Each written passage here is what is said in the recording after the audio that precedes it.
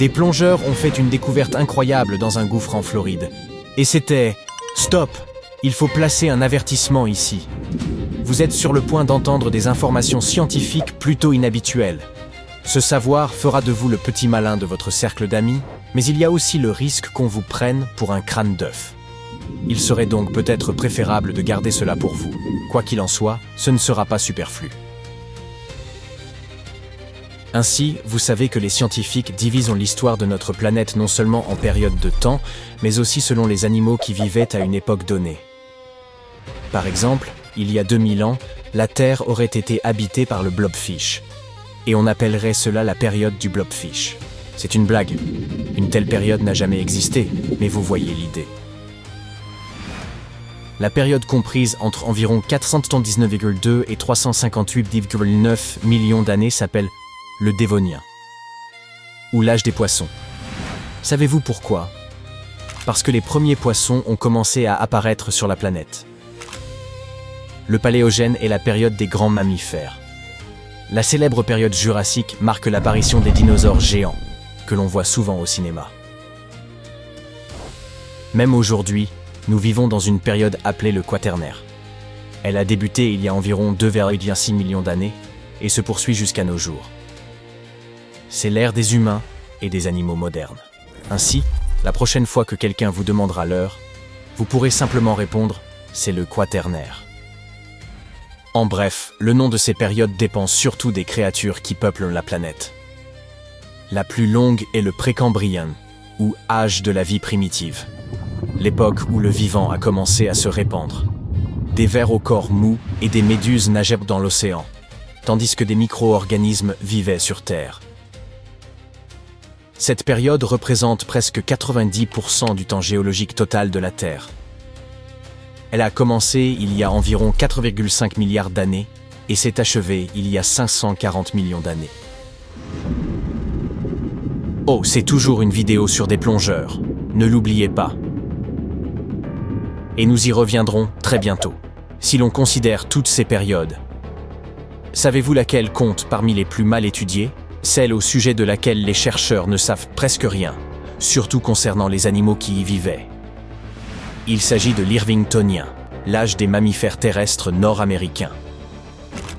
Il s'étend d'environ 1,6 million à 250 000 ans avant notre ère.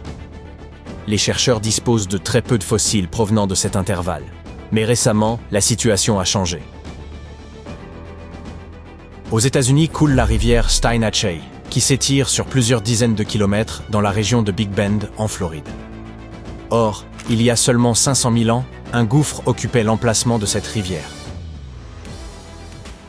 Un gouffre est un trou qui se forme lorsque l'eau dissout la roche en surface, le plus souvent du calcaire.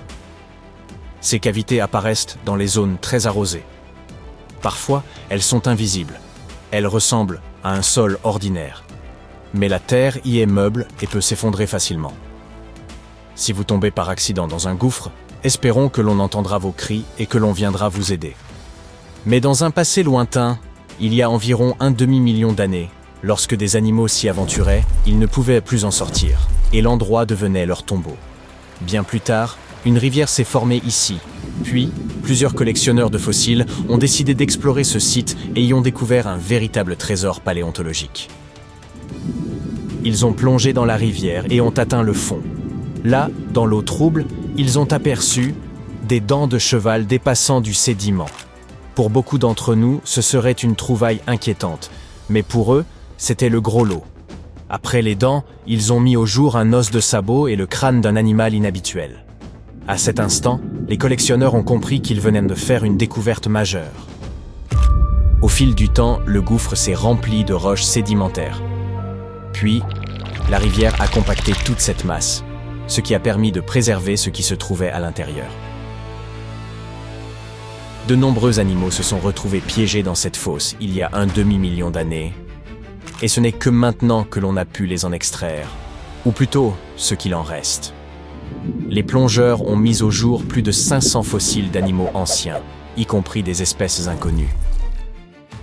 Ils ont récupéré des os très bien conservés de chevaux primitifs, de tatous géants, de paresseux, et même d'une nouvelle espèce, de tapirs.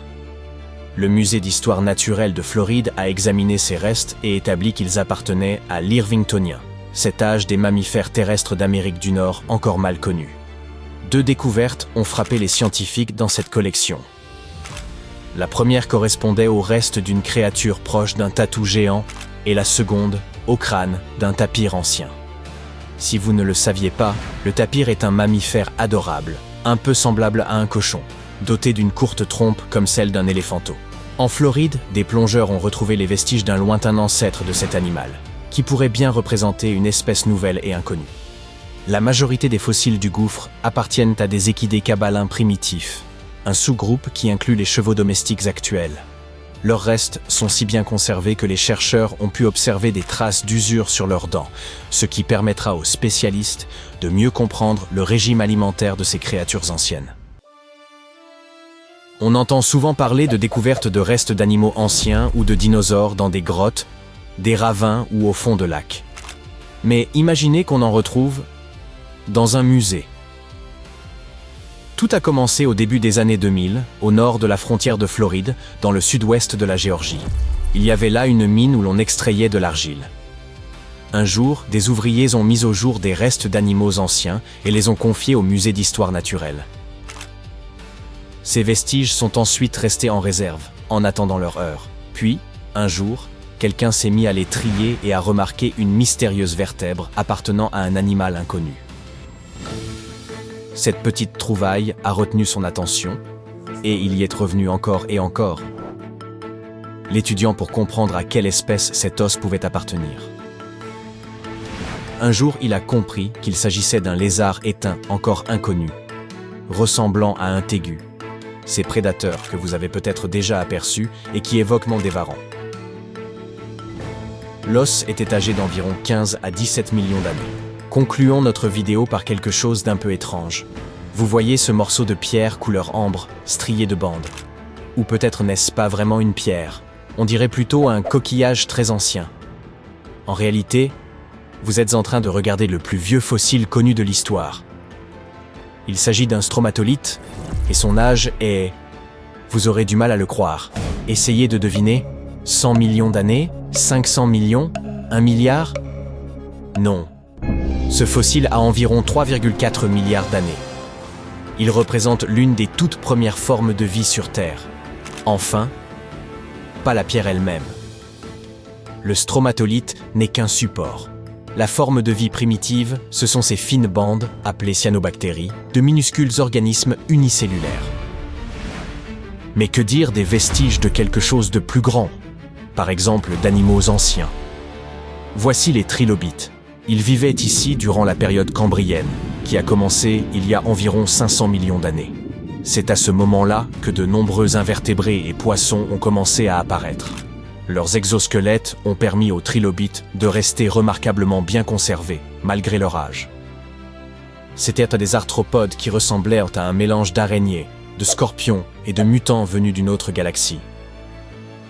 Ces animaux ont existé pendant très longtemps, et l'on retrouve leurs restes presque partout dans le monde. Ils sont apparus dès le tout début du Cambrien, ont traversé cette période, puis se sont éteints à la fin du Permien, lors de la grande extinction permienne, quand environ 90% de tous les êtres vivants ont disparu de la surface de la Terre. Ces créatures nageaient en pleine eau, s'enfouissaient dans le fond marin ou rampaient à sa surface. Elles vivaient comme des prédateurs et des charognards. L'avant de l'animal était protégé par un solide bouclier céphalique. Il possédait des yeux en forme de croissant et une plaque calcifiée sur la partie inférieure de son corps. Cette plaque couvrait son œsophage et sa bouche. Plusieurs paires de pattes partèrent de son corps et le trilobite pouvait aussi se rouler en boule à la manière d'un cloporte.